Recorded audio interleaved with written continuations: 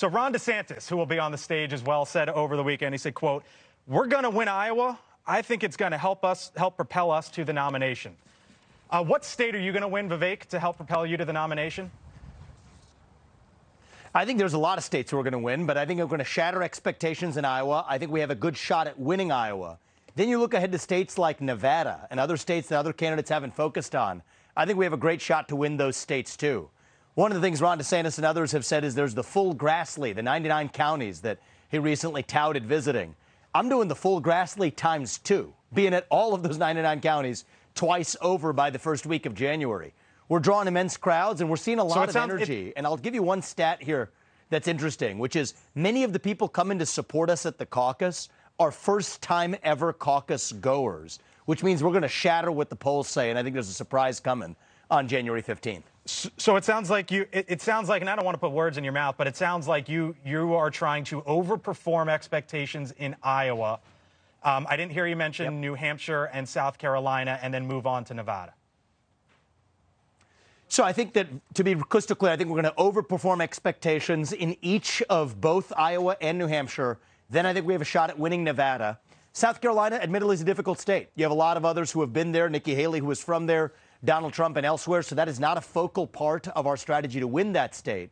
But remember, Nevada comes before South Carolina. And then when we get to the Midwest, in Michigan and elsewhere, I think we're going to do really well.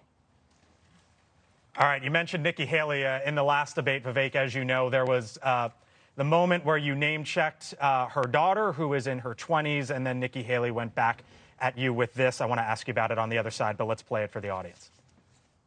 Sure. In the last debate, she made fun of me for actually joining TikTok while her own daughter was actually using the app for a long time. So you might want to take care of your family first. Leave my daughter preaching out to of your anybody else, voice. your adult daughter. The next generation of Americans are using it. And that's actually the point. You have her supporters propping her up. That's fine. Here's the truth. You're just the easy scum. answer. Vivek, she said you're scum. Are you going to confront her on that? Well, she's called me 4-letter words in each of the last 2 debates, so I would advise her to expand her vocabulary if she wants to come anywhere near the White House. But the fact of the matter is Nikki Haley has been talking about Hunter Biden and his cocaine or other issues for a very long time. The funny thing is I wasn't criticizing her daughter. I was criticizing Nikki Haley. She says we need a new generation of leadership. She's on the wrong side of that generational divide. I don't think it's a sin to be on TikTok like her daughter is, like I am. I think what is really more reprehensible is sanctimoniously scolding others without having the first clue of what the heck you're talking about. And I do think the GOP needs to reach young voters and persuade them to revive national pride in this country. So it's fair to say there is a fundamental ideological divide in the GOP. There is that older generation of Dick Cheney conservatives who believe in fighting foreign wars from Iraq to Afghanistan, who believe in censorship here at home. And I reject that vision. I believe in putting this country first, swearing an oath to the Constitution, embracing free speech. You mentioned the divide, Vivek. You've seen the same numbers that we all have. Depending on the poll, you're some 50 points, maybe even up to 60 points behind Donald Trump. Are you going to go after him Wednesday night on the stage here in Alabama? Look, I'm going to be making the case for my candidacy, and I will tell you that there are 2 America First candidates in this race. That's Donald Trump and myself. And I think what you're seeing in those poll numbers is a resounding, clear answer that the Republican Party is the party of America First. The old era of Dick Cheney conservatism. So Vivek, I'm sorry to jump in, but I just heard you. Part of the past. Yeah, I just heard you. So I was going to tell you, I'll draw contrast. I just heard you attach your. I'll draw contrast, but I'm not in this to go after. I'm not in this to go after Trump. I'm in this to make the case for myself, and I do expect to be the nominee.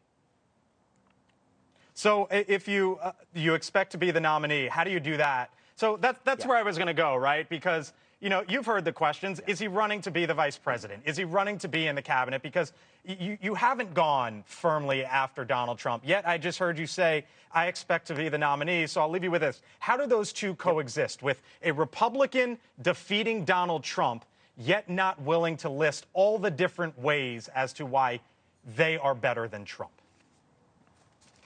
I actually think it's important for the next president, the next Republican nominee, to actually honor his legacy and respect that he kept us out of wars and grew the economy. But to then make the case of how we can clear that high bar and take the America First movement to the next level. And I think a lot of voters are hungry for someone with fresh legs from the next generation to reach and lead a new generation of Americans that is lost for direction and purpose. I'm doing that in a way that the GOP never has. And so I will admit, the early states like Iowa are going to be critical.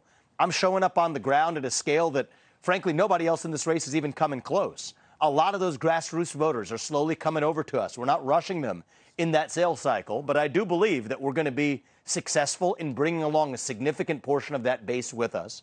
And ultimately, I do think it'll come down to the two America First candidates. If people want to go with the candidate who has more experience, that's Donald Trump. If people want to go with the candidate who's going to start with fresh legs and actually have the youth to reach the next generation, that's going to be me. And my bet is that's the direction that most primary voters are going to choose. Thank you for watching. And make sure you go to joinnn.com to find NewsNation on your television provider. And don't forget to click the red subscribe button below to get more of NewsNation's fact-driven, unbiased coverage.